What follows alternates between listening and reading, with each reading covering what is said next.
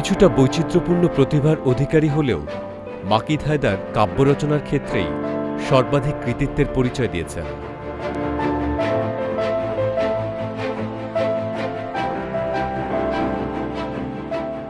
মানব জীবনের সুখ দুঃখ আনন্দ বেদনার চিত্র মাকিদ হায়দারের বিভিন্ন কাব্যে রূপায়িত হয়ে উঠেছে। মৃত্যুর পরে হুসনা বানু, আরে আরে হুসনা বানু, কখন এলে, কেমন আছো, কোথায় ছিলে? এই না হলে হুসনা বানু, বিয়ের আগে মাতৃস্বজন খুঁজতে গেলে, স্বর্গ ভুলে অন্ধকারের নরক একা খুঁজতে গেলে, কেন কেন কেন তুমি? তাঁর কবিতায় বেদনা বিরহ যেমনি রয়েছে, তেমনি রয়েছে রোমান্টিকতার স্পর্শ।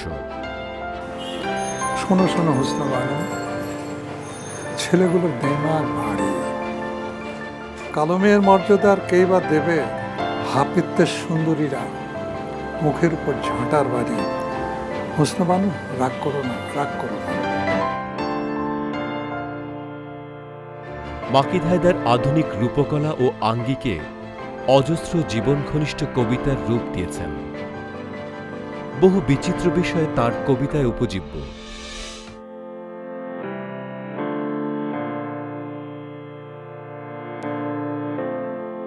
শিল্পগত দিক থেকে কবি মাকিদ হায়দার বিশেষ কৃতিত্বের অধিকারী।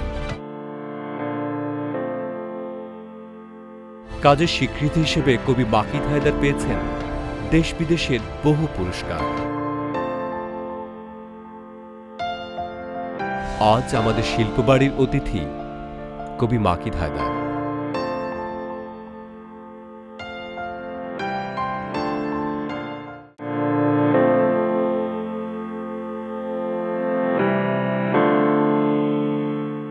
শুধু দর্শক, আপনাদের স্বাগত জানাচ্ছি শিল্পবাড়ি অনুষ্ঠান দেখবার জন্য। শিল্পবাড়ি পরিবেশিত হচ্ছে দর্জিবাড়ির সৌজন্যে, আর শিল্পবাড়িতে আছেন আজকে কবি এবং গল্পকার মাকিদ হায়দার। মাকিদ হায়দার অনেক দিন ধরে লিখছেন। কত বছর ধরে লিখছেন মাকিদ ভাই? 55 বছর। 55 বছর। আর মাকিদ ভাই, আপনার এবং আমার সঙ্গে আমাদের স্টুডিওতে একজন অসামান্য অতিথি আছেন, আমাদের অনুষ্ঠানের শুরু থেকেই থাকেন, শাহজাহান আহমদ বিকাশ।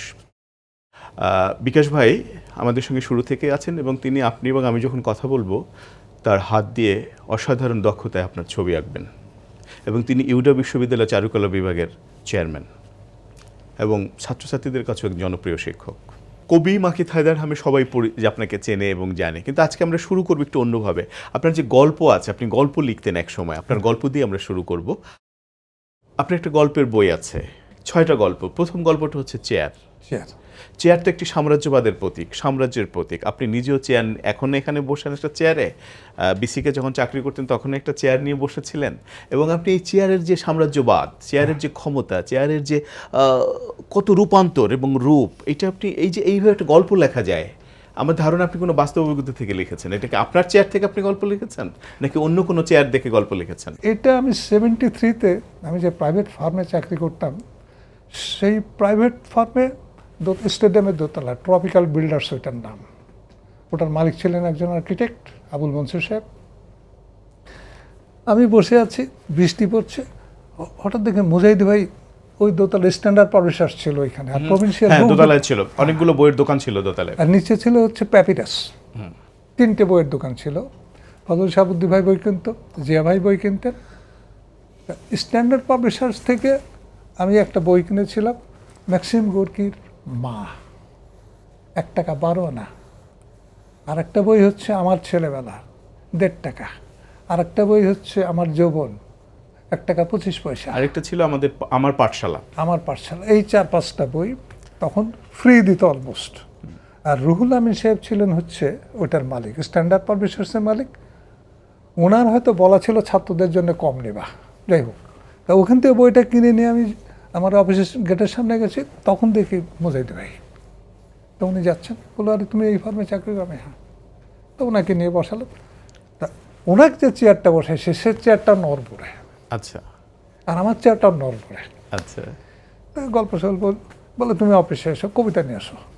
আমাকে গেছি কবিতা নিয়ে, গিয়ে দেখি যে রকুনুজ্জামান খান, আমাদের প্রিয় দাদা ভাই, এবং এবং আমাদের মুজাহিদি ভাই, আল মুজাহিদি ভাই দুজন কথা কাটাকাটি করছে, মানে বিনিময়টা হচ্ছে একটু উচ্চ স্বরে।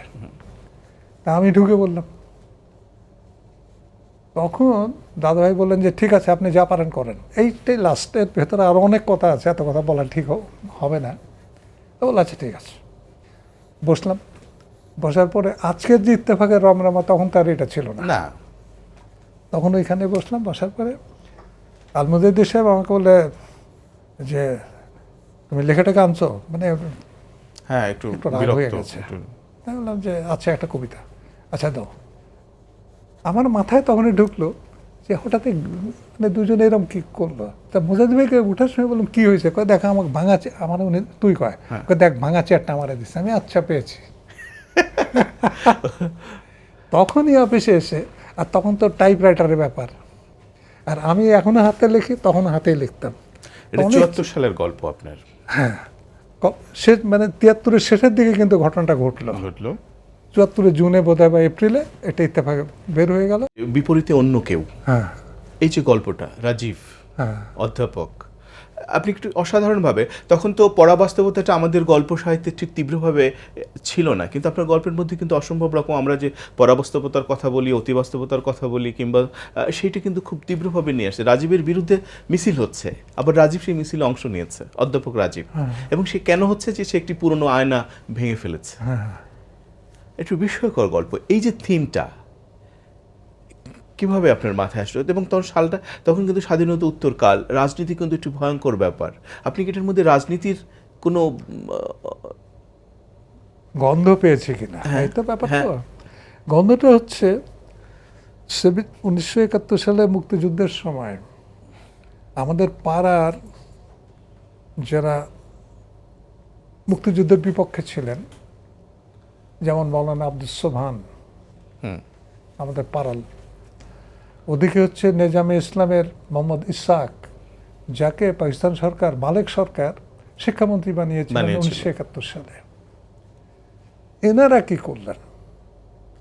এনারা কিছুতেই পাকিস্তানকে ভাঙতে দেওয়া যাবে না। পাকিস্তান হচ্ছে একটা আয়না তাদের সামনে, মূল থিমটা কিন্তু সেইখানে। এই আয়নাকে যখন ভাঙা হচ্ছে, তখন প্রফেসর রাজীব কি করবে?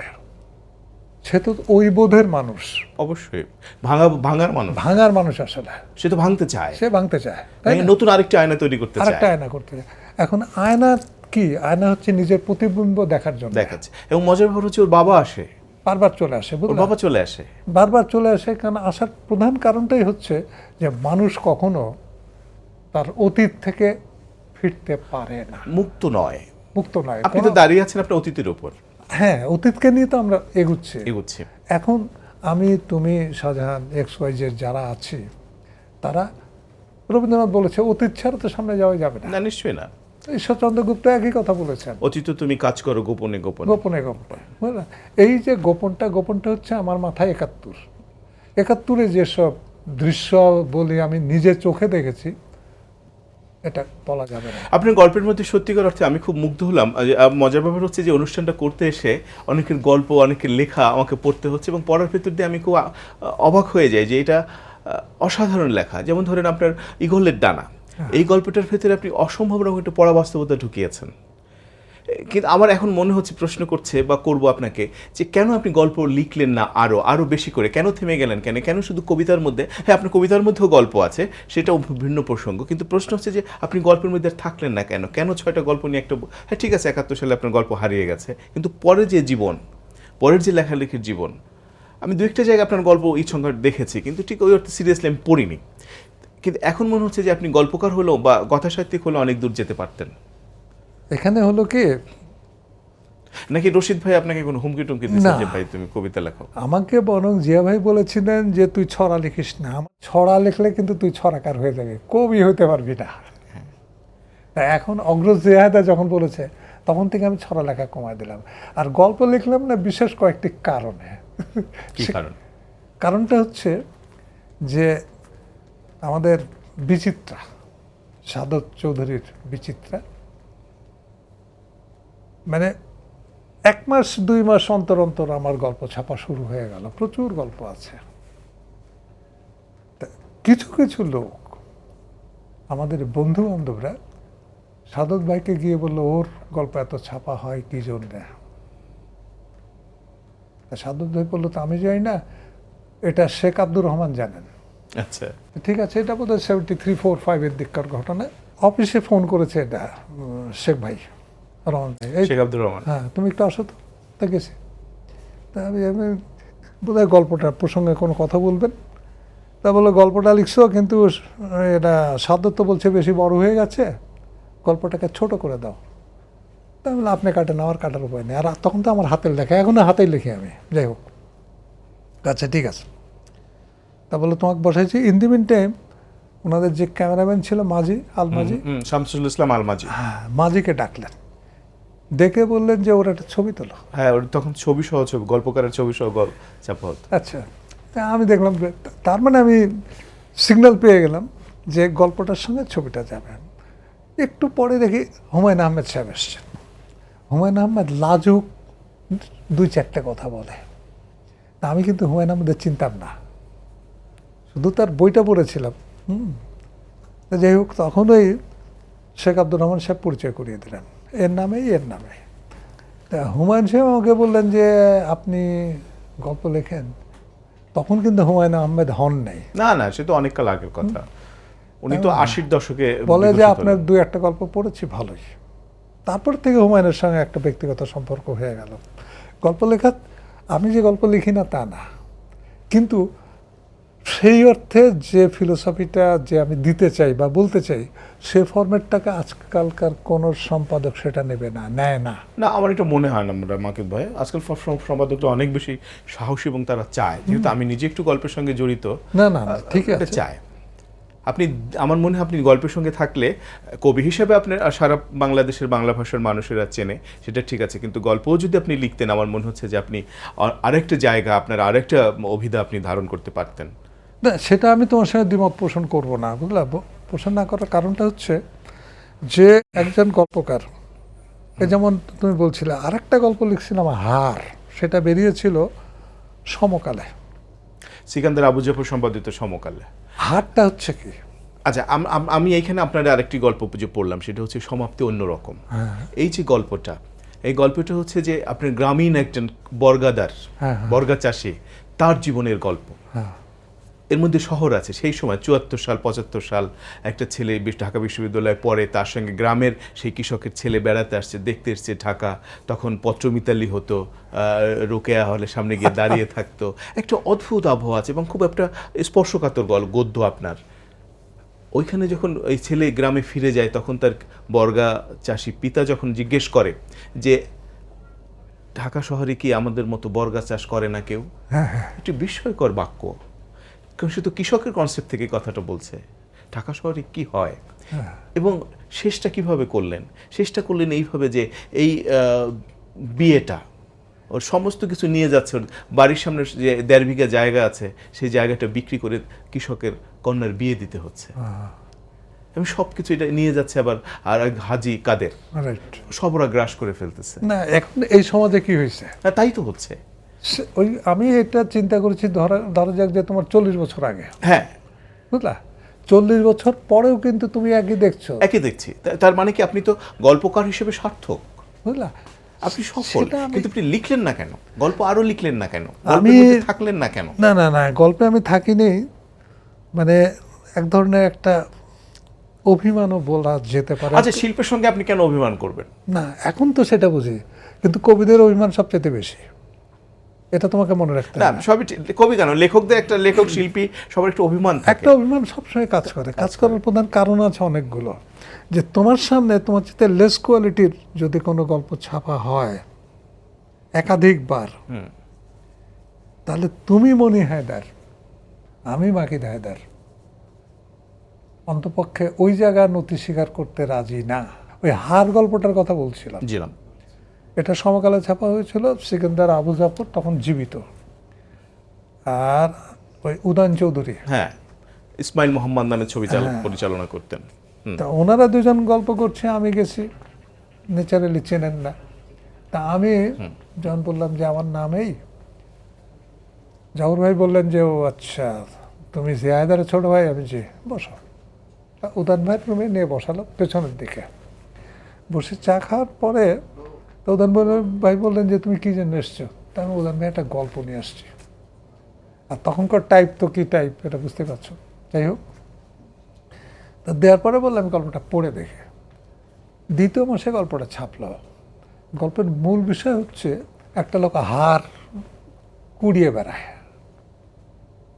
বিভিন্ন জায়গা থেকে, বিভিন্ন জেলা থেকে, কখনো গরুর হাড়, কখনো মহিষের হাড়, কিন্তু তার নিজের মাকে যে 71-এ মেরে ফেলে যে কবরে ঢুকিয়ে দিয়েছিল সে তো আর জানে না যে এইটা তার মায়ের কবর। নিশ্চয়ই না। ওই হাড়টাকেও নিয়ে আসছে, নিয়ে আসার পরে খুলি টুলি সহকারে, তো ওর তো ব্যবসা এটা। তখন কে যেন বললো যে তুই এগুলো জোগাড় করছিস কোত্থেকে, গরুর হাড় আনিস, মহিষের হাড় আনিস, ঠিক আছে, কিন্তু মানুষের মাথা হাড় হাড্ডি এসব কিনে আসছিস। বলে যে ওই অমুক জায়গাটা গোরস্থান আছে, ওই গোরস্থানে। বললো কোন গোরস্থান? বলে একটা গোরস্থানের কথা বলছে। বলে কোন কবর থেকে? বলে ওই যে একটা মানে দেয়াল আছে না ভাঙা, ওই দেয়ালের সঙ্গে। বলে ওটা তো তোর মায়ের কবর, ওই হাড় তুই নিয়ে আসছিস। গল্পটা কিন্তু এখানেই শেষ। মানে 1971 সালে এক কবরের ভিতরে 9 জনের ঢুকাইছে পাকিস্তান আর্মি। না 9 জন কেন, হয়তো আরো না, অসংখ্য আমার ঢুকিয়েছে। দেখাটা। আচ্ছা। আর আমাদের শহরের বাড়ি, শহরতলির বাড়ি থেকে গোরস্থানের দূরত্ব হচ্ছে মিনিট 5। তো চমৎকার গল্প, মুক্তিযুদ্ধের একটি অসাধারণ আবহাওয়া তৈরি হচ্ছে গল্প। এই যে কিন্তু এই টাইপের আমি আজকে যেরকম বলছি কবি মাকিত হায়দার, তা আমি গল্পগুলো যদি আমি পড়তে পারতাম, আমি লিখতাম, আমি তো বলতাম গল্পকার ও কবি মাকিত হায়দার। আমি কেন, আরো অসংখ্য পাঠক বলতে পারতো বা বলতো, বা আপনার এই পরিচয়টা হতো। দেখার বিষয়। গল্পকার, হ্যাঁ অবশ্যই গল্পকার দেখতে হয়, দেখতে হয়। 119টা গল্প লিখেছেন রবীন্দ্রনাথ, তাই তো? তার ভেতরে আমরা মনে রেখেছি কয়টা? সব গল্প কিন্তু মনে রাখা সম্ভব না, নিশ্চয়ই না। স্কুল জীবনের গোটা 5, ইন্টারমিডিয়েট মানে আরেকটু উপরের দিকে আর 5টা। একজন পাঠকরে তুমি যদি জিজ্ঞাসা করো ভাই রবীন্দ্রনাথের কতগুলো গল্প পড়েছেন, উনি হয়তো বলবেন 20টা পড়েছি। বলেন তো, হয়তো পোস্টমাস্টার বলবে, অথবা বলবে ক্ষুদিত পাষাণ, হুমায়ুন। বিকাশ ভাই, আপনি আপনার রঙে তুলিতে ক্যানভাসে কতটুকু আঁকলেন আজকের কবি মাকিত হায়দারকে? খুব বেশি না, অল্প। আমার মনে হয় আমি আরেকটু পরে কিছু বলতে পারবো, এখনো আমি সেই জায়গাটা ঢুকতে পারিনি। মাকিত হায়দারের ভিতরে ঢোকার যে প্রবণতা, হ্যাঁ, সেটা চেষ্টা করছি, আমি এখনো ঢুকতে পারিনি। তবে তার গল্পগুলো শুনছি, আমি ভালো লাগছে। এর মধ্য দিয়ে আমি হয়তো তাকে আমার মতো করে আবিষ্কার করতে পারবো, তার একটা রিফ্লেকশন হয়তো এখানে থাকবে। আমরা একটু অপেক্ষা করব। ওকে, চমৎকার। মাকিত ভাই, আপনার একটা কাব্যগ্রন্থ আছে, কাব্যগ্রন্থের নাম হচ্ছে যে আমাকে দুঃখ দিল সে যেন আজ সুখেই থাকে। এই যে দুঃখ দেয়নি, যে আপনাকে দুঃখ দিয়েছে, পুড়িয়েছে, বেদনার্ত করেছে, রক্তাক্ত করেছে, সে কোথায়? ঢাকায়, বাংলাদেশে, না দেশের বাইরে? এটা হয় কি, না না, কোথায় সে? ও তিনি কোথায়? তিনি এখন ইউরোপে। কোথায় কোথায় কেন সে দুঃখ দিয়েছে? দুঃখ দেওয়ার অনেকগুলো কারণ থাকে। মাকিত ভাই, আপনার কারণগুলো শুনবো, দুঃখ পাওয়ার কারণগুলো শুনবো একটু পরে, বিরতি থেকে আসি তারপরে। শুধু দর্শক, আপনারা দেখছেন শিল্পবাড়ি, পরিবেশিত হচ্ছে দর্জি বাড়ির সৌজন্যে। থাকুন আমাদের সঙ্গে, থাকুন মাকিত হায়দারের সঙ্গে। গল্পকার এবং কবি মাকিত হায়দার, বর্ণাঢ্য জীবনের গল্প আমরা শুনবো আরও তার কাছ থেকে।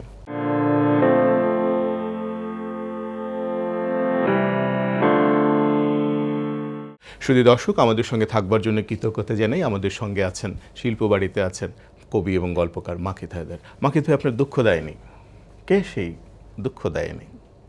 কেন আপনাকে দুঃখ দিয়েছে? ব্যাপারটা হচ্ছে যে আমাদের পাবনা ছোট্ট শহরের ভেতরে, আমি তখন ক্লাস 8-এ, আর ওই মেয়েটি সম্ভবত ক্লাস 5 টাইপে পড়তো। আচ্ছা।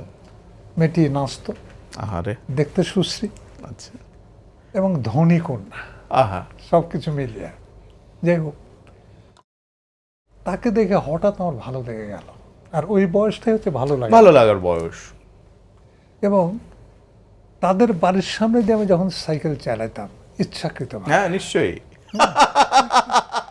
এবং পাবনা শহরে তো 1 মাইলও না, হ্যাঁ পুরো মূল শহরটা সেই কালে। তা ওই সাইকেলটাকে কখনো 10 বার, কখনো 10 বার, এই 20 বার, তা এইভাবেই আমার চোখে লেগে গিয়েছিল। পরবর্তী পর্যায়ে আমি যখন ঢাকা চলে এসেছি আজ থেকে 52 বছর আগে, ন্যাচারালি মেয়েটা বড় হয়ে গেছে, নিশ্চয়ই। মেয়েটাও আমাকে মনে রেখেছে, আমিও তাকে মনে রেখেছি। মনে রাখার কারণ আছে অনেকগুলো। 1971 সালে তার বাবাকে রাজাকাররা মেরে ফেলে। আমার সঙ্গে হঠাৎ আমি পাবনাতে যাচ্ছিলাম, আরিচাঘাট থেকে ওই পার থেকে পাবনা যাব, তখন যাইতে লাগতো 10 ঘন্টা কম করে। আর আমাদের আরিচাঘাট থেকে নগরবাড়ি ঘাট স্রোতের উল্টো দিকে যেতে হয়, তো সময় নদীতেই যায় 3-4 ঘন্টা। জি। তা একটি মেয়ে বারবার আমার দিকে তাকাচ্ছে, ওই ফেরিতে বসে। হ্যাঁ, এটা তো যে দীর্ঘদিন গ্যাপ। কত বছর বয়স তখন আপনি যখন? তখন 1974-1964, অলরেডি স্বাধীন হয়ে গেছে দেশ। দেশ স্বাধীন হয়ে আমি তখন 24-25-এ। যাই হোক, তা হঠাৎ আমার মনে হলো যে এই মেয়েটা কি অমুক বাড়ির মেয়ে, এ কি সেই মেয়ে? একটি সেই মেয়ে। তা হতে দুঃখ পারে। দেয়নি? আচ্ছা। তো তখন এক সময় আমি লক্ষ্য করলাম যে ওর হাজবেন্ড চলে আসলো আমার কাছে, হ্যাঁ। এসে বললো যে আপনাকে একটা প্রশ্ন করে, আমি বলে কি আপনার নাম কি? এই লোক তো আমার নাম জানার কথা না। আমি বললাম হ্যাঁ। বলে যে আপনি একটু আমার সঙ্গে আসেন। তা জাহাজ তো অলরেডি চলছে, তো উপরতলায় চলেন, আমি তো 3rd ক্লাসের যাত্রী। তা উঠছি, ওঠার পরে ওই ভদ্রমহিলা ওইখানে বসা। তা ভদ্রমহিলা আমাকে বললেন আপনি আমাকে চিনেছেন? আমি বললাম যে আমার চেনা লাগছে, কিন্তু আমি ঠিক আইডেন্টিফাই করতে পারছি না। তা বলে যে আমি অমুক, আমি নামটা বলতে চাচ্ছি না, বিভিন্ন কার্যকারণ। না, হতেই পারে। তা বললো যে ঠিক আছে, তা আপনি থাকেন কই? তা আমি তখন বললাম যে আমি আমার বোনের বাড়ি থাকি শ্যামলীতে, ইসামতি হাউসে, দুলাভাই আর্কিটেক্ট ইঞ্জিনিয়ার। যাই হোক, তা বললে টেলিফোন আছে? হ্যাঁ আছে। তারপরের থেকে তার সঙ্গে এখন অবধি, ইভেন গত মাসে উনি বাংলাদেশে এসেছিলেন একটি কাজে। উনি যখনই বাংলাদেশে আসেন আমার বাড়িতে যান। এটা প্রথমটা মানে কতটা প্রেম এরকম ছিল আপনার? ওইটা হিসাব করলে গোটা 10 তো হবেই। এটা আপনি করেছেন এককভাবে না আপনার সঙ্গে কেউ করেছে? না, আমার সঙ্গে আমি গায়ে পড়ে।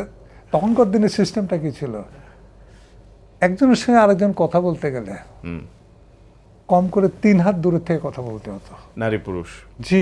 বিশ্ববিদ্যালয়ের ছাত্রছাত্রী? নট অনলি বিশ্ববিদ্যালয়, একটা মেয়েকে ধরা যাক যে পাবনা মহিলা কলেজে একটা মেয়েকে আমার পছন্দ হয়েছে, এবং তার সঙ্গে কথা বলবো কি করে? আমার ভাগ্নি ক্লাসমেট চম্পাকে আমি ডেকে বললাম চম্পা, ওই মেয়েটার সঙ্গে কথা বলতে চাই। মেয়েটা ফার্স্ট ইয়ারে পড়ে। তখন ওই মেয়েটা বললো যে না আমার চেহারা আপনার ভাষায়। মানে এসব ভাঙা চোরা। হ্যাঁ, তা আমার আপন ভাগ্নি সে সঙ্গে মামা আপনারা তো বললো যে না আমার চেহারা। যাই হোক, সেই মেয়েটির সঙ্গে গত বছরে, এখন নানি দাদি হয়ে গেছেন, রাজশাহী ইউনিভার্সিটি গিয়েছে বক্তৃতা করতে, ওই মেয়েটা আসছে, ভদ্রমহিলা আসছেন। অনেকক্ষণ তাকিয়ে তারপর বললেন যে আপনি আমাকে চেনেন? না ভাই আমি চিনতে পারছি না। বলে আমি চম্পার ক্লাসমেট, আমার নাম এই। আমি বললাম যে ঘটনাটা কি? তো আমি বললাম, আমি রসিকতা বললাম যে আমার চেয়ারটা একটু ভালো হয়েছে। বলে আরে আপনি তো ভীষণ সৎ লোক। বুঝছো, এই যে মানুষের স্মৃতি। আচ্ছা, আপনার ভাবির সঙ্গে প্রেমের বিয়ে না? না, এটা আমার অ্যারেঞ্জ করা। আপনি অ্যারেঞ্জ করছেন না আপনার? না, আমার পরিবার অ্যারেঞ্জ করেছে। ভাবিকে এই যে আপনার এই যে বর্ণাঢ্য জীবনের অজস্র প্রেম কাহিনী দেখি জানে? হ্যাঁ। উনি কিভাবে নিয়েছে ব্যাপারটা? হয় কি, না এখন উনি কিভাবে নিয়েছে? আপনাকে কি ঠিকমতো খেতে টেতে দিচ্ছিল বা রান্না বান্না বন্ধ করে দেয় নাই? না, কোনো কথাই নেই। তার ভাবি খুব ম্যাচিউরড মনে হয়। ম্যাচিউরড, এবং আরেকটি ব্যাপার হয়েছে, একটু দুঃখের কথা এখানে বলতে হবে, আমার একটি মাত্র মেয়ে অসুস্থ, 29 বছর। আর ছেলে তো আছে মোটামুটি। আমার আবার 2 নাতি হয়েছে। আচ্ছা। এই গত বছরের 25শে ডিসেম্বরে। আমার ছেলের নাম মিহির আর মেয়ের নাম ঐতি। যাই হোক, এখন এই যে অসুস্থ, ঐতি শুয়ে থাকে শুধু না? হ্যাঁ, ঐতি শুয়ে থাকে বিছানায় 24 ঘন্টা শুয়ে থাকে। ওই হুইল চেয়ার আছে, 3-4টে মেড সার্ভেন্ট আছে। যাই হোক, এটা আমার কপালের লিখন। আরেকটি ব্যাপার যেটা তুমি বললা, আমার শ্বশুর ছিলেন বাংলাদেশ ব্যাংকের এক্সিকিউটিভ ডিরেক্টর। তা ওনাকে আমি সরাসরি বললাম যে দেখুন আমার কিছু যে চাকরি আমি করি সে চাকরিতে আমাকে ফরেনারদের সঙ্গে থাকতে হয়। আর শ্বশুর সাহেব, এটা কত সালের কথা? এটা 81 সালের কথা, আচ্ছা, আমি 81-তে বিয়ে করেছিলাম। তো শ্বশুর সাহেব বললো যে বাবা আমি তো কানাডার আমেরিকা আমাকে প্রায় যাইতে হয়, তুমি যেটা বলছো আমি বুঝতে পারছি। Is a very modern man, বুঝলা। আর উনি 1944 সালের বিকম পাস আচ্ছা, কলকাতা বিশ্ববিদ্যালয়ে। যাই হোক, আমার স্ত্রীকেও তোমার ভাবিকেও ডাকনাম বেবি। আচ্ছা, তা বেবিকে বললাম যে আমার এই জীবন কিন্তু এরকম, আমার বন্ধু বান্ধব আসবে। আপনার গল্প কবিতা অনেক জায়গায় মোমো আছে। আচ্ছা, মোমো, মোমোটা হচ্ছে ওই যে প্রথম যে মেয়েটি, ওর সংক্ষিপ্ত নাম। এটা কি আপনি দিয়েছেন না, আপনি সাজিয়ে দিয়েছেন নাম, নাকি আমি সাজিয়ে দিয়েছি। আপনি সাজিয়ে দিয়েছেন নাম? কেননা সে কি জানে? এটা, হ্যাঁ এটা সব জানে, আমার আত্মীয় স্বজন সকলেই জানে। তাতে কি হয়েছে, একটা পিরিয়ডে এসে, না না, নিশ্চয়ই নিশ্চয়ই। বুঝলা? এখন সে আমার বন্ধু। বন্ধু। এইরকম মানে আমেরিকাতে, অস্ট্রেলিয়াতে, ইংল্যান্ডে আমার হিসাবে এখনো 7 জন জীবিত। প্রেমিকা আছে আপনার? আপনার মোটামুটি অনেকগুলো কবিতা আছে, 1 থেকে সম্ভবত 56টা কবিতা, দহন গাথা। এত দহন কেন আপনার? দহনটা প্রত্যেকটা মানুষের ভেতরে আছে। দহন গাথা, দহন কি আগুন, আগুন। তাই তো? এই গাথাটা কখন হচ্ছে, তোমার 10টা 20টা পরিচিত মুখ, নারী, মেয়ে, যাই বলি না কেন, সেক্ষেত্রে প্রত্যেকের প্রত্যেকের দিক থেকে এক ধরনের দহন কিন্তু আছে। তাদের দহনটা হচ্ছে না পাবার। তুমি তো একা, তোমার চতুর্দিকে 10 জন, তুমি কি করবে? আর আমার বিশ্বাস মনে, আরে ভাই, এটা হলো তাহলে কিভাবে বলবো যে পেয়ে দহন, না পাওয়ার এত তো দহন। পেয়েছেন, পাওয়ার পর দহন। আর দহনটা তো হয় না পেয়ে, কিন্তু আপনার হচ্ছে আপনার আর উল্টো। আরেকটা হচ্ছে কি, তখনকার দিনে তো মোবাইল ছিল না, না। ল্যান্ডফোনও ছিল না। হ্যাঁ। ঢাকা শহরে খুব সম্ভবত কতজনের বাসা ছিল। কত, খুব স্বাভাবিক, কম বয়সে ছিল। এখন পাওয়ার যে দহন, মানে ধরবো কি ধরবো না। আর আমার বিশ্বাস যে আমাদের 7-8 ভাইয়ের ভেতরে, ইনক্লুডিং ইউ, আমি বোধহয় দেখতে শুনতে মোটামুটি খারাপ না। না, খুব স্মার্ট, এই বয়সে এখন হ্যাঁ। স্মার্ট। আপনার, আমার তো মনে হচ্ছে আপনি নায়ক হতে পারতেন। সে আর এক কাহিনী, সেটা বলবো না। তার মানে কি, না কেউ প্রস্তাব দিয়েছিল? আরে এই যে জসিম আমার বন্ধু ছিল, অভিনেতা, হ্যাঁ। ও নিয়ে গেল হিরো করার জন্য। আচ্ছা। কয় যে তুমি তো অলরেডি টেলিভিশনে মাঝে মাঝে নাটক করছো, হ্যাঁ। আর টেলিভিশনে আমার গোটা 10-12 নাটক প্রচারিত হয়েছিল। মানে অভিনয় করেছিলেন? না, আমার লেখা নিজেরই। আচ্ছা আচ্ছা। আর অভিনয় করেছিলাম গোটা 10-15। তাহলে আজকে নায়ক যদি হয়ে যেতেন, তাহলে কি অবস্থা দাঁড়াতো? বাংলাদেশ কত নায়ক, অনেক নায়িকা পেতেন তো আপনি। না, নায়িকা এখনো পাই। বিকাশ ভাই, কতটা আঁকলেন? আমার তো মনে হচ্ছে আপনি অনেকটাই এঁকে ফেলেছেন। না, অনেক দূরে না। অনেক দূরে না, কাছে, খুব কাছে। হ্যাঁ, আসলে আমি যেটি করার চেষ্টা করি সেটা হচ্ছে এখানে যতক্ষণ সময় আমি বসে থাকি এবং আমার সম্মানিত অতিথি যিনি থাকেন তার ছবি আঁকতে যেটা আমার অভিজ্ঞতা হয়, আমি নিজে সমৃদ্ধ হই তাদের কথা শুনে, এবং তার কথাগুলো শুনতে শুনতে আমি তার ভেতরে প্রবেশ করার চেষ্টা করি এবং তাকে অনুধাবন করার চেষ্টা করি, Right. বোঝার চেষ্টা করি, এবং সেটি আমার মতো করে আমার অভিজ্ঞতা দিয়ে আমি প্রকাশ করি। এখানে যদি আমার দক্ষতার বিষয়টি থাকে, আমি মনে করি আমার যে দক্ষতা যেটুকু, সেই জায়গাটা এক ধরনের ল্যাকিংস মনে করি আমি সেই জায়গাটাকে ওভারকাম করে শুধু দক্ষতা যাতে প্রকাশিত না হয়, আমি কি ভাবছি এবং আমার স্বতঃস্ফূর্ত যে বিচরণ সেটা যাতে প্রকাশ পায়, এর মধ্যে দিয়ে যদি উনি কিছুটা আসে তাহলে আমার ভালো লাগাটা কাজ করবে। বাহ, আমি চমৎকার সেভাবেই বলেছেন। দেখছি। অসাধারণ ব্যাখ্যা দিয়েছেন, কিন্তু অসাধারণ ব্যাখ্যা দিয়েছেন।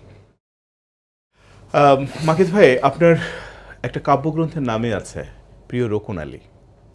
অসংখ্য কবিতা, মুক্তিযুদ্ধ থেকে, অধিকাংশই মুক্তিযুদ্ধ, আমি যতটা পড়লাম প্রায় 90% মুক্তিযুদ্ধ পরবর্তী এবং এখনকার সময় রাজাকার, মুক্তিযোদ্ধা, ধ্বংস, সৃষ্টি, উল্লাস, বেদনা সব কিছু মথিত হয়ে আছে। আমার তো এটা পড়তে পড়তে মনে হয়েছে যে এটা কবি মাকিত হায়দার, এই রোকন আলী, রোকন তো আপনার ডাক নাম, আমার ডাক নাম, হ্যাঁ। তো এই যে প্রিয় রোকন আলী, এই রোকন আলী কি কাব্যগ্রন্থটা, এটা কি কবি মাকিত হায়দারদের আত্মজীবনীর কোনো অংশ, নাকি আত্মজীবনী, নাকি আত্মরমণ, আত্ম কিছু কিনা? এখানে যেটা হচ্ছে, মাকিদ ভাই এর উত্তরটা আমরা একটু পরে নিচ্ছি, একটা ছোট্ট বিরতিতে যাই তারপরেই। শুধু দর্শক, আপনারা দেখছেন শিল্পবাড়ি, থাকুন আমাদের সঙ্গে, থাকুন কবি এবং গল্পকার মাকিদ হায়দারের সঙ্গে। আমরা শুনবো তার বর্ণাঢ্য জীবনের আরও অনেক গল্প, এবং নায়ক হতে পারলেন না কেন সে গল্প আমরা শুনবো। থাকুন আমাদের সঙ্গে।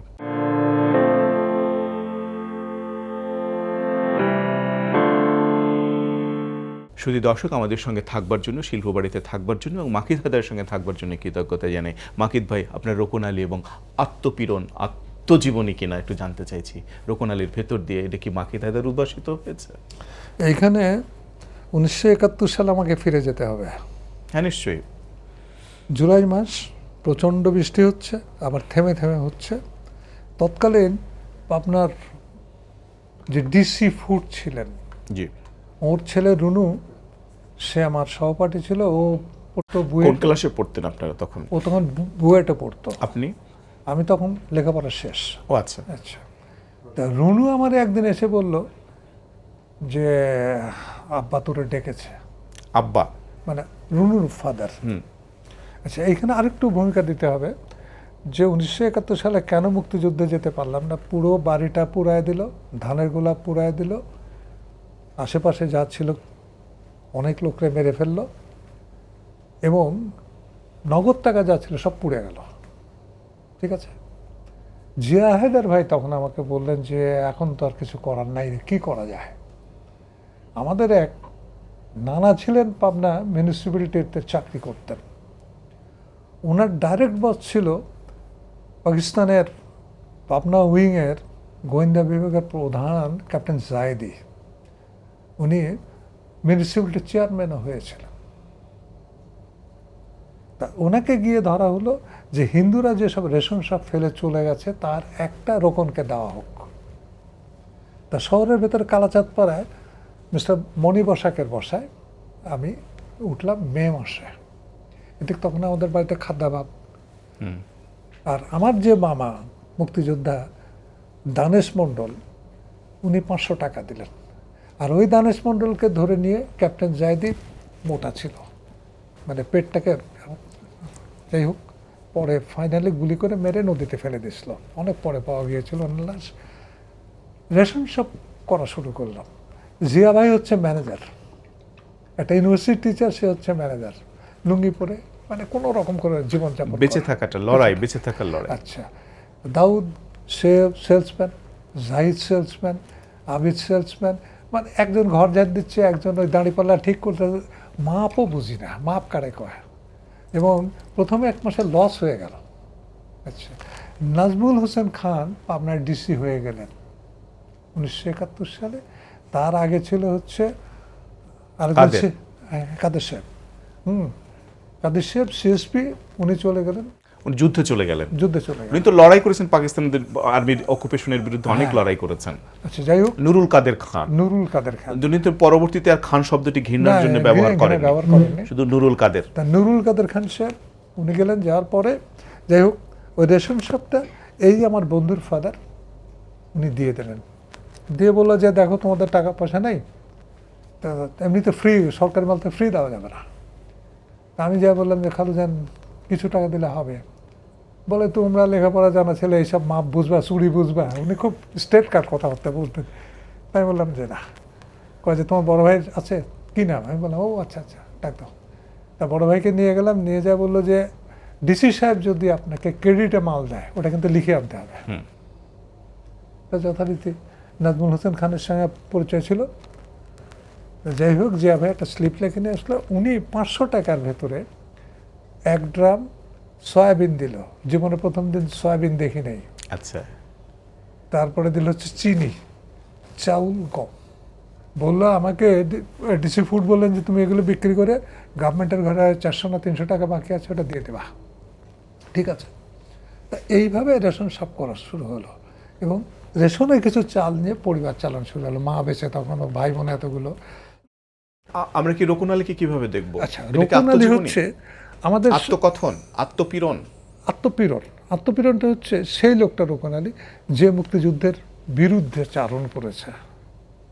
এবং মূল প্রত্যেকটা কবিতার ভেতরে প্রিয় রোকন আলী মামা, মামা কি করছে, একটা খবর পেল যে অমুক গ্রামে একজন চুক্তিযোদ্ধা আছে, মুক্তিযোদ্ধা না কিন্তু চুক্তিযোদ্ধা আছে, সেই চুক্তিযোদ্ধার খোঁজ পাওয়া গেল, তাকে ধরে আনলো, আনার পরে তাকে মেরে ফেলা হলো।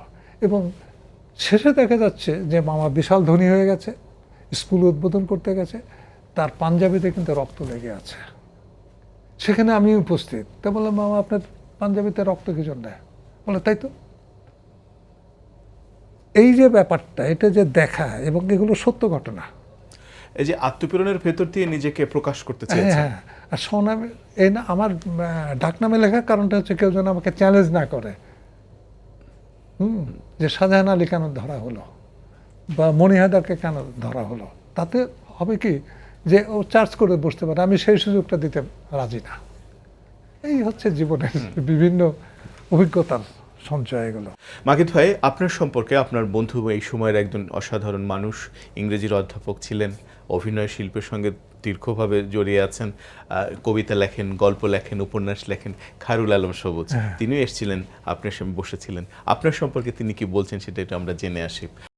কবি মাকিদ হায়দার আমার এমন বন্ধু যাকে দেখলেই মনে হয় আজকের দিনটা আনন্দে ভরে থাকবে, যাকে দেখলেই মনে হয় যে এখন আর অন্য কিছু করার নেই। মাকিদ আর আমি যদি কোথাও বসি তাহলে তো চারজন মানুষ এমনিতেই জুটে যায়, আর জুটে যদি নাও যায় তাহলে আমাদের সময় বড় ভালো কাটে। মাকিদ বহুকাল ধরে, ও সারা জীবনই কবিতা লিখছে, ওরা সব ভাই কবিতা লেখে।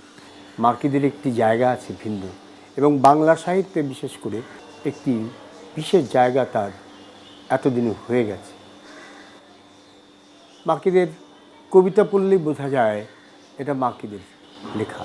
টেলিভিশনে অনেকগুলো নাটক লিখেছে, রোদে ভিজে বাড়ি ফেরা, সে নাটক মাকিদের। আরও অনেক নাটক সে লিখেছে, কিন্তু লিখতে চায় না। মাকিদের মধ্যে একটু দোষও আছে, ও লেখালেখির ব্যাপারে কবিতা ছাড়া অন্য কিছু লেখার খুব একটা ইচ্ছা তার হয় না। লিখেছে, গদ্য তার আছে, কিন্তু এছাড়া আর বেশি কিছু সে লিখতে চায় না। মাকিদ, আমাদের অনেক বন্ধু চলে গেছে, কিন্তু আমরা তো আছি। চল আমরা আবার আমাদের দুঃখ কষ্ট যা আছে সবগুলো নিয়েই একটু জেগে উঠি, একটু হাসি, একটু আনন্দ পাই। জীবন যেমন সেভাবেই ধরি, সেভাবেই রাখি। ভালো থাকিস।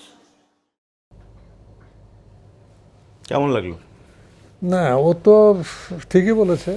ও যখন করাচি থেকে ফিরে এলো, আসার পরে ইংরেজি বিভাগের ছাত্র, জি। তা একবার ঢাকা ইউনিভার্সিটিতে অভিনয় করছে। তা আমাকে ওর কেন পছন্দ হলো আমি বুঝতে পারলাম না। তা আমাকে বললো যে আপনি, তা আমি বললাম যে আমার নামেই, তা আমার নাম এই। আমি বললাম আপনাকে তো আপনি বলার সমীচীন না। কেন? আমি বললাম তুই, তারপরে তুই সবুজ।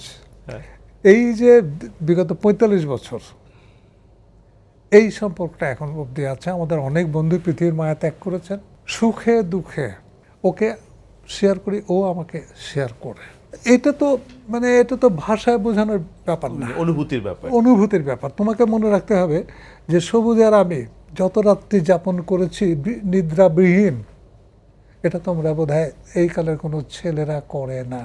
প্রিয় রকুন আলী থেকে একটা কবিতা শুনতে চাই। কবিতাটির নাম হচ্ছে প্রিয় রকুন আলীর। গ্রামের লোকদের একটি বিশেষ সুবিধা আছে। অন্ধকার রাত্রে জোনাকির আলোতে তাদের পথ চলতে একটু অসুবিধা হয় না, যেহেতু তারা গ্রামের লোক। এই যেমন আমার মামা প্রিয় রকুন আলী, তিনি যে কোনো গ্রামে মুক্তিযোদ্ধা কোনো তরুণের সংবাদ পেলেই বন্ধুদের নিয়ে যেত গভীর রাত্রিতে। যেমন করেই হোক তিনি যাবেনই। ফিরে আসার সময় মুক্তিযোদ্ধা তরুণের রক্তাক্ত শার্ট এনে আমাকে দেখিয়ে বলতেন, এই যে তোদের চুক্তিযুদ্ধ। দীর্ঘদিন পরে মাতুলের সেই গ্রামে আমাকে যেতে হয়েছিল একটি প্রাথমিক বিদ্যালয়ের উদ্বোধন উপলক্ষে। খুশি হলাম মাতুলের নামে প্রাথমিক বিদ্যালয়টির নামকরণ দেখে তার পুরাতন বাড়িটিতেও প্রচুর শ্রীবৃদ্ধি হয়েছে। আমি পূর্বের সমস্ত ঘটনা ভুলে গেলাম, এমনকি মুক্তিযোদ্ধা সেই তরুণের রক্তাক্ত শার্টটির কথাও।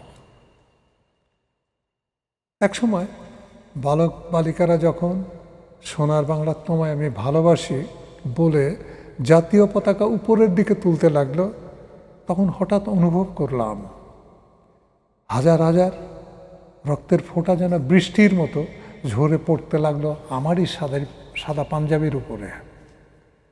রুকুনালীরা এভাবেই বেঁচে থাকে এবং এখনো তো বাংলাদেশে রুকুনালীরা আছে, হয়তো অনেক দিন থাকবে। রোকনালীদের উৎপাটন করা যাবে না।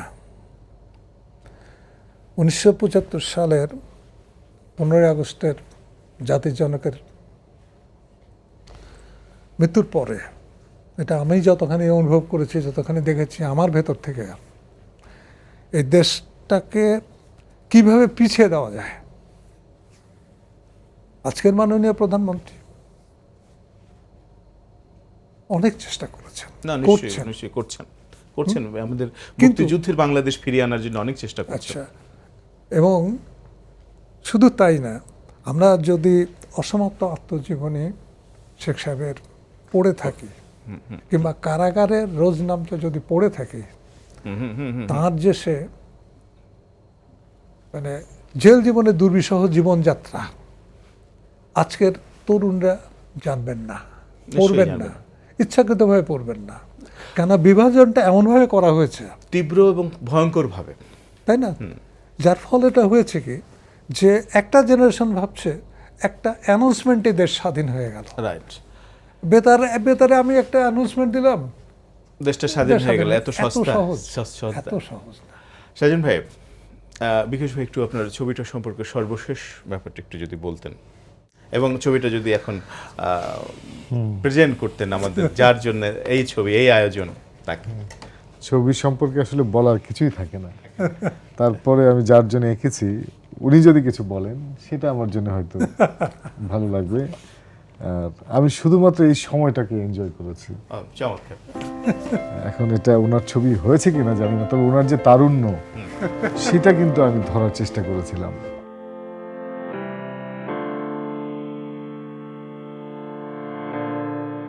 মাকিদ ভাই খুব যত্ন করে ছবি এঁকেছেন, শাহজাহান আহমেদ বিকাশ। ছবিটা আপনি দেখছেন, এখন এখানে কি আপনি রোকনালীকে ফিরে পাচ্ছেন নাকি কবি মাকিদ হায়দারকে পাচ্ছেন? এখানে মাগিদাতার কি পাচ্ছে। বাহ, চমৎকার।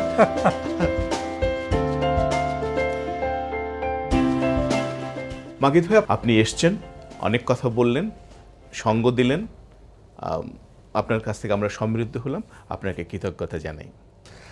মনি হায়দার, তোমাকে এবং সম্রাট শাহজাহান যিনি শিল্পী, জি, যার স্ত্রীর নাম হলো মমতাজ, মমতাজ, এবং আমার যেটা ধারণা, শিল্পীরা যমুনার ঘাটে কিংবা পদ্মার ঘাটে যেখানেই যাবে তার শিল্পায়নের বাইরে তিনি যেতে পারবেন না। না, নিশ্চয়ই না।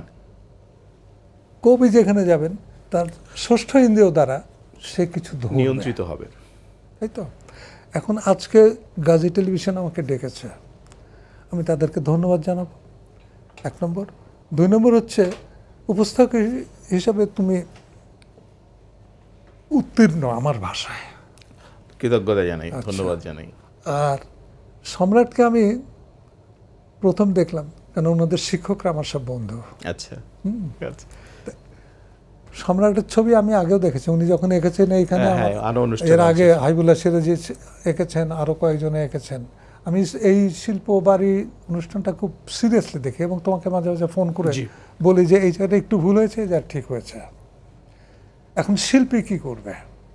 শিল্পীর কাজ হচ্ছে গগন ঠাকুর হওয়া, জি, অবনী ঠাকুর হওয়া, পরে রবীন্দ্রনাথ হওয়া, রাইট, তাই তো। জি। দৃষ্টিভঙ্গি যার শিল্পের প্রতি, সেই কখনো সিনেমার অভিনেতা হতে পারেন, কখনো শিল্পী হতে পারেন, কিন্তু কবি, গল্পকার, উপন্যাস তুমি জোর করে হতে পারবা না, পারবা না, নিশ্চয়ই না, পারবা না। নিশ্চয়ই না। Thank you very much. আর শাহজাহান ভাই, আপনাকে অনেক কৃতজ্ঞতা জানাই, শুভেচ্ছা জানাই চমৎকার ছবি আঁকবার জন্য, সঙ্গ দেওয়ার জন্য, সুধী দর্শক আমাদের সঙ্গে থাকবার জন্য, শিল্পবাড়ি দেখবার জন্য আপনাদের কৃতজ্ঞতা জানাই। যে যেখানেই থাকুন ভালো থাকুন, সুন্দর থাকুন, অবিরাম সুন্দর থাকুন এবং শিল্পের সঙ্গে থাকুন, শিল্পবাড়ির সঙ্গে থাকুন।